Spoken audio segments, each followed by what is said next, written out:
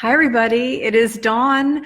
It's been a long time since I have been here. I hope that this is working correctly, and I am live in the Lifeseeds daily Facebook page. And I just was kind of given the go cue from Spirit to share this with you all. So I'm going to just dive right in. I'll be sharing casual videos in the next hopefully 90 days. If I miss a day, I'll catch up here and there. And I'll also try to figure out how to put this on my Instagram feed and on YouTube. So there are a couple places you can follow. I'll make another post about that. Tonight, I just want to begin with the introduction to Cultivating Essence from the Matrix of Soul, which is also the introduction to the 90 Days to Life journey that I will be sharing. Several of you who follow me here have probably been through that in a group with me before. So without further ado, let me share from the introduction to Cultivating Essence from the Matrix of Soul, which was written.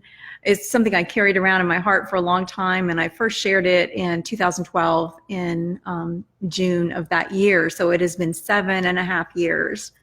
And this is where we are right now here on planet Earth. We are at a point, a transition time into the next 3 to 5 years, which are going to be super pivotal.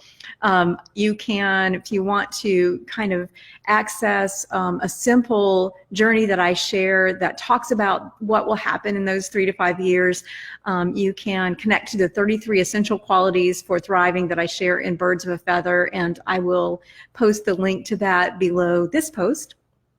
But today we are focused on the introduction to Cultivating Essence, and here's what it says. Here on earth we move as tillers of a new era, rich in love. Rooted in the magical and the miraculous, we are growing back toward the ground of being. We are planted in this world not by accident. We are here by choice. We were chosen and we chose. We come carrying sacred seeds of essence, particular expressions of the infinite divine, meant to be scattered in the fertile atmosphere of this place and time. These seeds of promise within each one of us hold the potential for a new world, not constricted by the belt of reason, circumstance, tradition, or belief, but rather expanded wholly by the gift of who we are. These seeds are meant to be shared, as are we.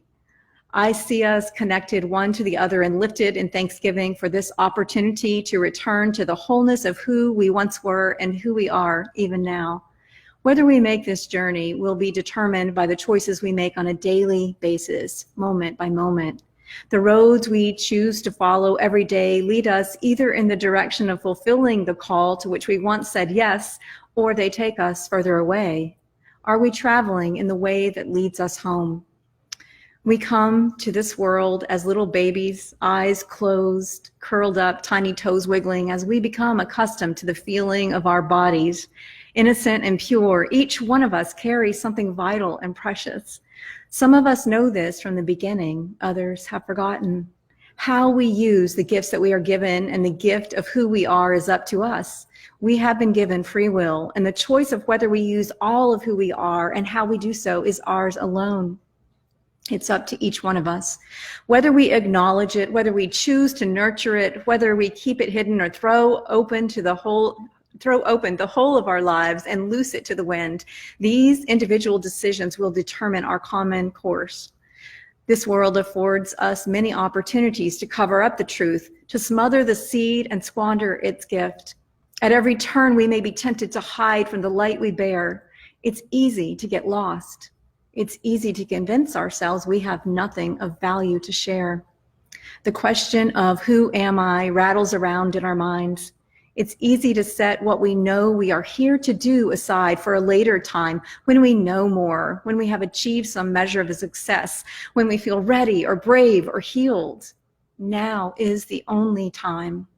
Now in our time, we must become like gardeners, nurturing and nourishing what we carry in these bodies, tending to it daily and allowing it to grow into its fullness.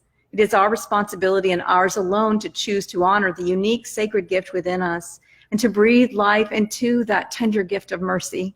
We must become a community of gardeners, learning from those who have quietly been living in this way among us.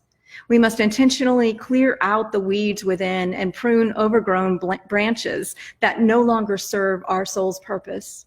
It is up to each one of us to ensure that that seed within receives the space, the sustenance, and the sunlight it needs to grow, that it is protected from the storm so it can take root. We must tend to these seeds of grace with patience for life's unfolding process and water them with our love. Only then will those precious gifts be seen and received by those who will recognize within us the message they most need to receive. Only then can we water the world. This is the moment of great turning. If we turn back to the care of our souls, we may yet find redemption and grace unimagined. If we lose our footing, we may fall back into forgetfulness, and for a time, that sacred seed planted within might be lost to ourselves and to others. The stakes are high. The time is ripe.